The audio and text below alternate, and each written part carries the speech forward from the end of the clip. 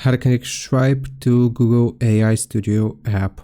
Open up Google AI Studio, click on build, then your apps, and find the application which you want to connect Stripe to.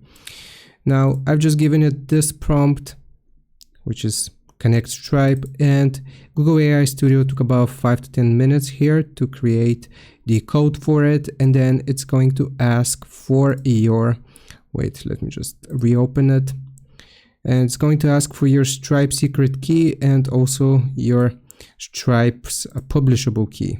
Now you can get those from Stripe directly, so you can view these safe credentials here in the settings. So if you click on it, it's gonna give you further info.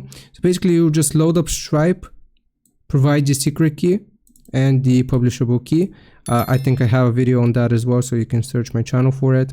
And once you provide them, then you will just send the prompt again here to Google AI Studio, and that is going to integrate Stripe payments into your app. It's very simple, it's very easy. Hope this helps. Leave a like and sub. I'll see you next time.